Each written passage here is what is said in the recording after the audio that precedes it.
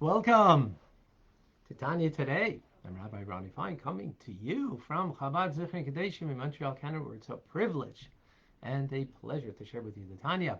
We welcome Michael from Germany, hello, and Davida, and Liba in New York, good morning. Nadine is with us in Canada, fellow Canadian. John, fellow North American in North Carolina, shalom. June, from the Commonwealth in Australia, good night. Tanya is a great thing to go to sleep with. And Jan is in Mexico with us, Boker Tov. TJ also, Terrence in Melbourne, Australia, welcome. And Robert is here with us in Boston, shalom. Rusty in Texas, and Andrea is in Phoenix, Andrew in Springfield, New Jersey, with two eyes on the road, and two hearts with us.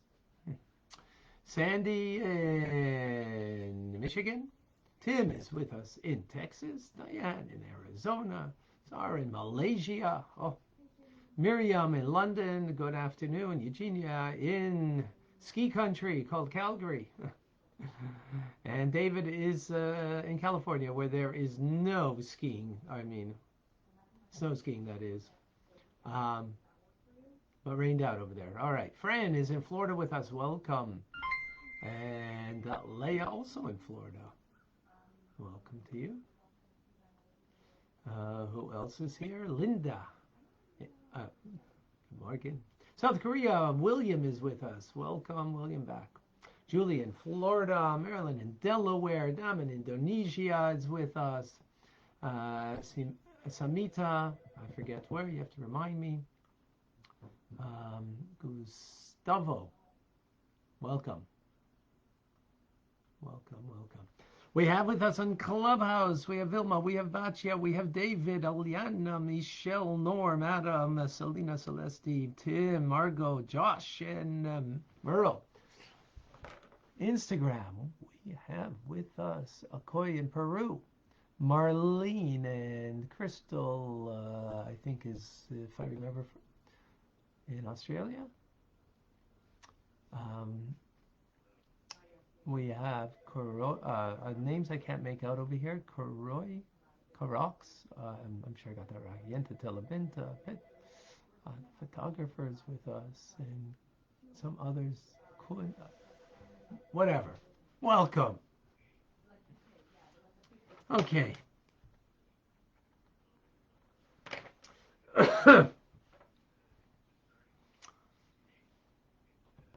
We begin today, chapter 9. And just a brief review of the 8 chapters till now, because the 8 chapters till now are a prelude, really, in a sense, to coming to this chapter. Well, everything's a prelude to the next chapter, that's true.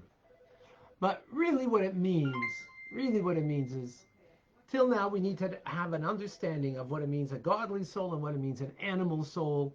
And that's what we did in order to come now to this particular chapter. So in chapter 1, we concluded with the idea with, in one word, nefashos, 2 souls. Chapter 2, chelek, that the second soul is literally a part of God.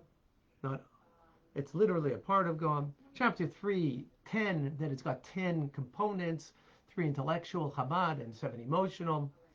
And chapter 4 was levushim, garments, that the self-expression of the soul is even greater than the soul itself and its attachment to God, right, through Torah and mitzvahs, as we explained. The garments of the soul, thought, speech, and action, is the way the godly soul expresses itself. And then we went over, then chapter 5, matzah and food, that study of Torah in particular has something unique that it has. It is just like food becomes your vitality, so likewise Torah study becomes inwardly our vitality. Then we went over to the animal soul, chapter 6, in one word, la'umas, the opposite. Just like we have a full character quality or understanding of the godly soul, we have on the other opposite side, the animal soul, also a full character that's also got 10 sorry, attributes, 3 intellectual and 7 emotional. And then we went into chapter 7, klipas, klipa, the shell that's covering over, the 2 levels of the shell that covers over, and the middle one that can either ascend because there's some good in there that can ascend upward, as the animal soul has some good in it that can be sanctified and elevated. Then we went into chapter 8, also prohibited. It's something that has that is bound to the extraneous negative forces of this world, cannot be upgraded, cannot be sanctified, cannot ascend upwards. As we went in and then discussed, as we did yesterday, about worldly knowledge and so on and so forth. That is the understanding of the 2 components that we have. And in this chapter, chapter 9, it's coming full circle, or at least beginning the full circle of an appreciation and understanding. In this chapter, in one word, is nilchamos, battle, from the word of milchama, a battle. So let's understand. It's actually a brief class today. We won't even get into the meat of it. It'll be tomorrow. But let us begin. So, the animal soul, right? What's it? What's the abode? Where does it kind of live? Remember, it's from klipas noika, the animal soul. It's got a mixture of good and bad in it, right? Left to its own, the negativity will overwhelm, right? But its abode is in the heart, which is predominantly emotional, the seat of emotion. More specifically, it is in the left ventricle of the heart that's full of blood. Yeah, because in the left ventricle, that's where it's pumping into the rest of the body, into the rest of the organs of the body. And as it says in the verse, Ki adam hu nefesh, for the blood is the nefesh, is the soul. Now, that doesn't mean it's not literally, if you got a blood transfusion, you're not getting a different animal soul from the blood of that person that you got the transfusion from. No, it doesn't mean that. It means it resides there. Not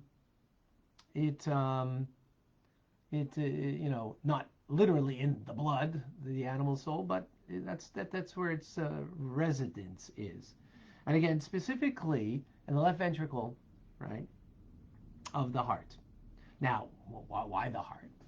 Because the heart is full of desires, it's full of lust, it's full of, addictions ultimately. Those things of lust, boasting, anger, something that we've spoken about it at length in the past. But from the heart, all of those negative feelings of the animal soul, again, for example, like lust, boasting, and anger, it doesn't remain there only in the heart. It spreads throughout the body, rising to the brain, first of all, right? To think, to meditate in a cunning way to get your lust, to fulfill your anger, to fulfill your boasting. So you got to use the mind to use it in a cunning way. Just as the blood is in the heart and circulates to every organ, including to the brain, right? You need blood in the brain to circulate there. So that's the metaphor for us to understand that the animal soul in the left ventricle of the heart, when it has its desire, its lust, its feelings, whatever it is of, self-absorption, doesn't mean, horrific things necessarily, but whatever, negative things. So it doesn't remain there, it, circulates at first to the brain, right? And, of course, so that's the animal soul. However, at the same time, we have a divine soul. Now, the divine soul, its main place of residence, as opposed to the animal soul, as we said, is, in the blood giving vitality, right? Physical vitality. So here, the divine soul, its main place is in the brain, in the head. And it, of course, from there extends to all of the limbs of the body. Now, why in the head? Because it's mainly not emotional, but mainly intellective, right? And the brain is a seat of intellect. And the divine soul resides not only in the brain, but it actually um, kind of reveals itself in the heart too. But not in the left ventricle of the heart, but the right ventricle of the heart. The right ventricle of the heart is really not the domain of where the blood is primarily, right? So in the sense, even though there's, of course, it circulates from the left and goes through the limbs of the body, and then it comes back into the right and then brought into the left, right? So the godly soul is going to reflect itself, or is going to express itself in the heart. And as it's written in Koheles, Ecclesiastics from King Solomon, that the heart of the wise individual is in the right, as he says, in the right. Now, what is the heart there? As opposed to the animal soul, we said, lust, anger, boasting, and the like, right? Here, the divine soul that is coming from the brain to the heart, well, it's going to have a fiery passion towards God and towards goodness, towards godliness, right? How so? Because, well, you're using your brain, you're using your chachma to envision a godly connection. You're using your bina, your understanding, to reflect and understand the depth of what it means, the particular mitzvah that you're going to engage in, like the study of Torah now, or godliness, whatever it is, right? And then you're going to use your das, your knowledge, that you're going to immerse yourself and sensitize yourself, that make it very real. This awareness, this understanding that you have, that it's not just an idea, but it's a living idea in you, that will, of course, arouse in your heart a love through this contemplation, right? Similarly, also, that you'll appreciate the majesty and the beauty of God, whether it's through study His Torah, whether it's through appreciating in nature something, whatever, or I mean, it's not so much in nature, it's more in, there too, but through Tanya, understanding and thinking about what we learn over here, and to kind of live with it, that you kind of gaze upon it and it becomes something of a wow, this is awesome, this is amazing. So it's going to bring all of this Chabad understanding to all of these holy divine emotions that are in the heart, in our heart. So those are the two hearts that we have in us.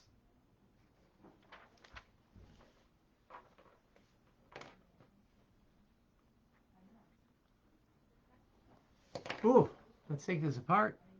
It was actually, somehow I made it very lengthy, but a very brief teaching today. But we can now see, so to speak, where the battle is lining up, right? We didn't speak about the battle yet. That'll be tomorrow. But we're getting an inkling of where we're going now. We got the understanding of the godly soul. We got the understanding of the animal soul, right? And how it functions. And now we kind of got, whoa, in my heart, I got like these two things going on here. A godly part and my animal part. And now we have a clear understanding of the functionality of how it works. We're starting to get clear understanding. We're just beginning. And we can see where a battle can ensue. We didn't start there yet. We just know who's in the ring, where they are in the ring, right? On the right side and on the left side. We got that. We understand a little bit of how they function. right? The animal soul is functioning from starting with the heart, rising to the mind. Godly soul is starting with the mind, coming to the heart. So they're working in a different functionality, and we can see now how they can, how there can be a challenge over here, a battle that will ensue, which is what's going to be coming up. That's what's going to be coming up. So appreciate that. All right. Questions, comments, answers, discussion. Let me see on Facebook here if I have some questions. I don't want to lose the feed. Reminder of Tanya today at 1 o'clock. A reminder of our campaign that's coming, that supports all this work that we're doing this Sunday and Monday, a crowdfunding charity campaign, which we're going to keep you posted on. Fran is asking, is this meant metaphysically? Yes, absolutely, metaphysically. And again, Fran, thank you for bringing that up again, because just to make sure that there's clarity over here, if you got a blood transfusion, you're not getting someone else's animal soul. Your animal soul is your animal soul, right? It metaphysically resides in the blood, not physically. Metaphysically, it's residing in the heart, right?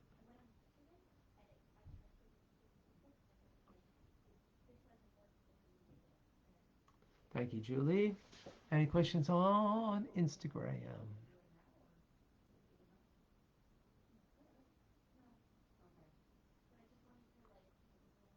No, I don't see anything on Crit. All right. Nice crowd over here on Clubhouse. Anybody has something to share with us? To ask? Marcy, Norm, Eliana. Who else? Or anybody. For that matter. All right. Maybe there's such clarity here. I hope.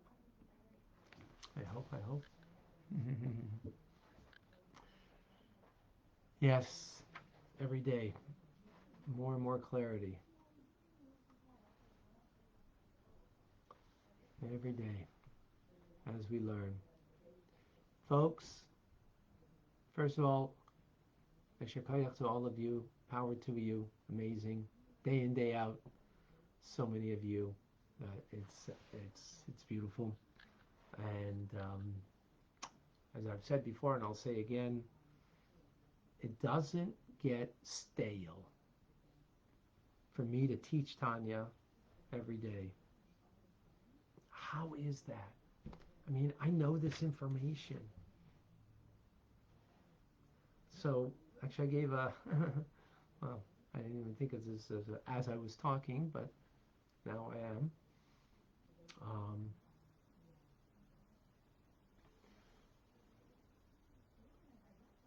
That God is truth, and God is an he's true living, true life. So likewise for our attachment when we have to God, it gives us truth, and we truly live.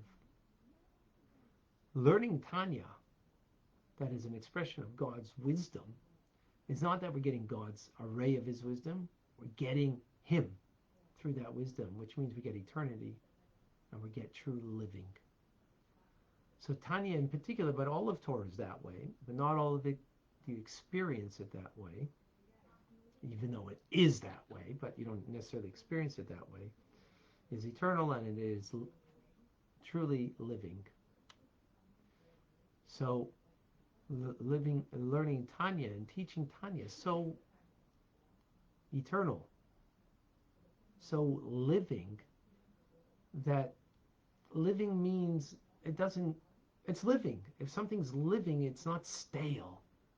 When do we, in our lives, have to question what's happening with our lives? If life is getting kind of stale. Getting kind of stale. How could that be? Well, there's something wrong. That's like, been there, done that, and you're just looking for a new thrill. It's stale. But learning Tanya every day is and especially I'm saying to you because since you come here every day, so many of you, means life's not getting stale.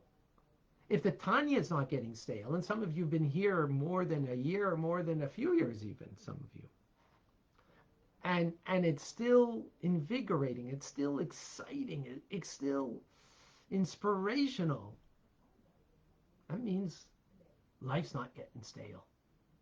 At least now. And if it's not now getting stale, from here it can extend to more and more of our day, if not to the whole day, ultimately. And that is eternity. And that is true living. That's what Tanya has for us. On a very real way. Wow. That was the Torah studies I gave earlier this week. It ties in with this. Davida, when we overcome our Yetzer Hara, does that affect the animal soul in our heart? Absolutely.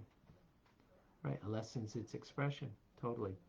June says, funny how now they have found brain-like cells in the heart. Right? Very good. Thank you. Good. Very good point.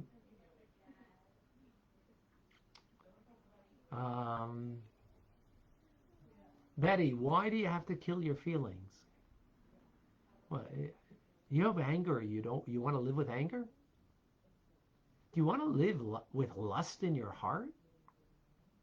You want to live with that? That's not living. Anger's not living. You want to go around always boasting about yourself? Is that living? That's not living. It may feel good in the moment. In the moment, it feels good. As a matter of fact, interesting halacha that out of anger on Shabbos, if you destroy something, you are actually liable. Even though it's not called work. It's like work means building something, not destroying something. Yeah, but your temper got, you felt relief from the temper, and therefore that's called a sense of building. But it's in the moment. It's in the moment. So you want to live with just temporary feelings that are in the moment that are destructive? I hope not. In any case, we didn't even speak about the battle yet. And, we'll speak more about it and what it means. But, every feeling that you have, you want to live with? I hope not. That would be very sad to live with some of the feelings that we have. They're destructive.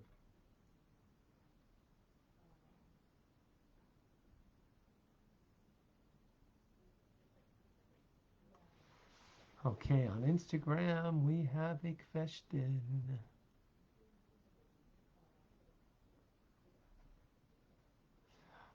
Will the animal soul change in the time of Mashiach when there is... Yeah, absolutely. The animal soul, remember, it's not evil incarnate. It's klipas noiga. It's an admixture of good and evil. It's mainly driven by negativity, right? But there is good in it. That good will be revealed in the times of Mashiach. That's in the animal soul. So we're transforming it ultimately. That's what we want to do. We want to take both hearts, and we're going to get there. We're not, let's wait. We're going to wait for that. But that's what we want to do, right? We don't want to. We want to ultimately transform. Now, transform, that's a very high level. to negate and not to allow it to control, that's the beginning level that we're going to be at. Which is, hey, amazing. That's wonderful. That's beautiful. That we should come to recognize that.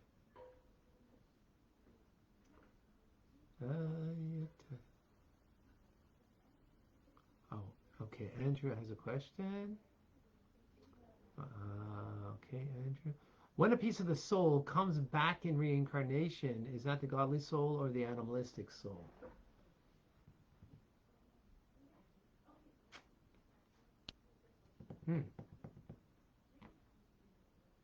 It's the godly soul. Because it's the godly soul that takes the oath on high to fulfill the mission that it needs to accomplish here on earth. And then it comes into a body, and that body's animated by an animal soul. So it's the godly soul. Thank you, Andrew. Very good.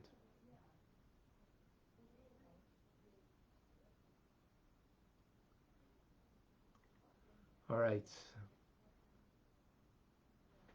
Beautiful.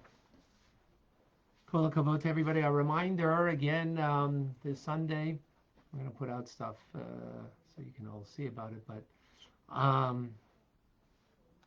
reminder that we're doing a campaign, and here's an opportunity if you'd like, if you can, and if you'd like, to help support the work that we're doing. And we'll keep you all posted about it. If you just want to get a glimpse of what's going on, you can go on charity spelled with a D, not with a T.com/CZK, which stands for Chabad Zichron Kadeshim, CZK. And you can take a look at some of the stuff that is happening and that we're working on, and hopefully you can all be a part of. All right, I'm Rabbi Ronnie Fine, coming to you from Chabad Zichron Kadeshim, Montreal, Canada. It's a privilege and a pleasure to share with you the Tanya. Have a wonderful day. We'll see you later and tomorrow.